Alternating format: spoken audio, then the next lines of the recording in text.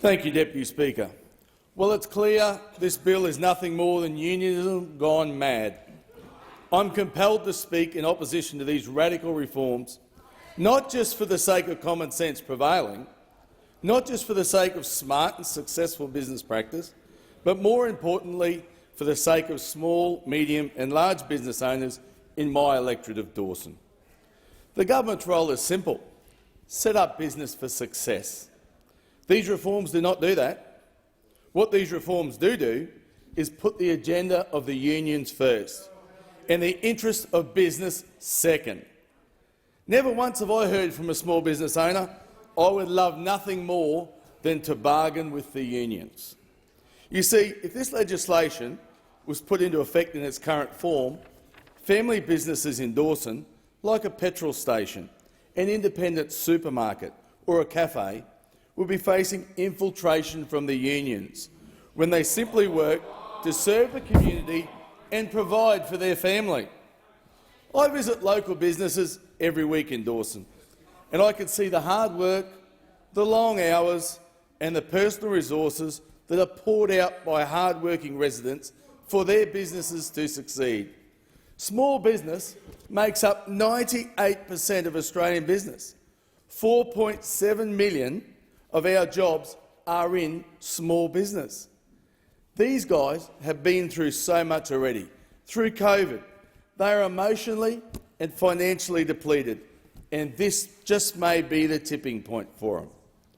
What this bill will do is to undermine the autonomy of business, undermine and compromise competition, allow unions to infiltrate small business, will lead to job losses, will lead to more strikes and industrial action, and unfairly target small business.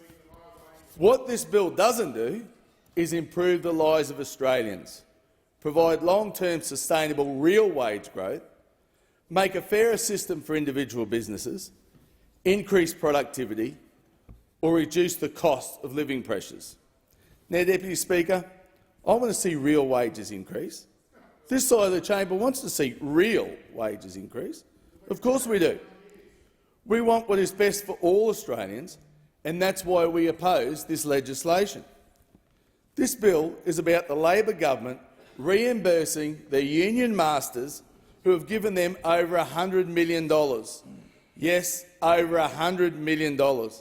And in doing that, this reckless government are trying to rush through the most radical reforms to industrial relations in recent memory, without listening to the Australian people, without allowing for sufficient scrutiny process, without consulting with the business community.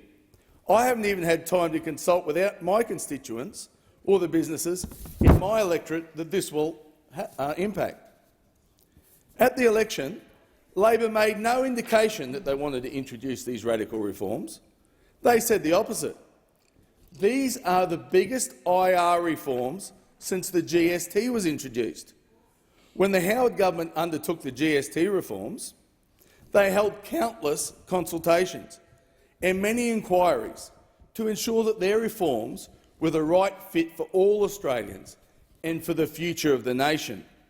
But what we have here is a bill sneaking through by stealth. Deputy Speaker, this bill is off. It's bad for Australians, it's bad for business, and it sets us a very dangerous path. Labor claim that this radical legislation will be one-size-fits-all, a magic bullet that puts more money in the pockets of workers. What it will do, it will increase inflation and increase the cost of living pressures. Anyone who runs a small business knows that time and resources are precious. This bill accounts for none of that. A small business with a few employees doesn't have the capacity to have a HR department. In a complex system of multi-employer bargaining, small business will be left vulnerable to overreaching unions and lawyers. This bill wants to make unique and varied business conform to a static standard. It does this under a stealthy principle called common interest. It will lead to under-resourced small business rely on big business to negotiate their own terms and conditions, resulting in the final agreed conditions likely to be an ill fit for the needs of their organisation, thus making their operations unaffordable. Let me give you an example, Deputy Speaker. In Mackay, in my electorate of Dawson, we have a major shopping centre called Canelands. It could be deemed that the business that operate in this shopping centre are compelled to bargain together because of their common interest. The tenants of Canelands, under this ambiguous structure, will have to enter into negotiations and reach a static and uniform agreement on their employees' conditions. So you can end up with a situation where a locally owned cafe required to have the same agreement as a major department store within the same complex. Yet these two stores are worlds apart. They have different customers, different operations, different objectives, different opening hours and different staffing numbers. One has a HR department, the other doesn't. One has the owner doing the books, the other has a large finance team. One has mostly casual or junior staff, the other predominantly employs permanent, full-time or part-time staff. One has to close the business around holiday periods or when a family emergency arises. The other has predictable opening hours. Yet because of their geographical common interest, under this bill they could be considered the same. In the real world, the cafe owner simply may not have the time, the staff or the capabilities to enter into complex bargaining negotiations as the department store, let alone the capacity to deal with the workers' strikes in the interim. To make the process simple, they may have to defer the legwork to the HR team in the department store, meaning the finalised agreement would likely favour the interest of the department store over the cafe.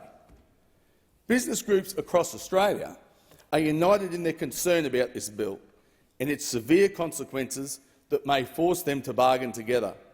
Even the crossbench is against these radical laws, so that's saying something.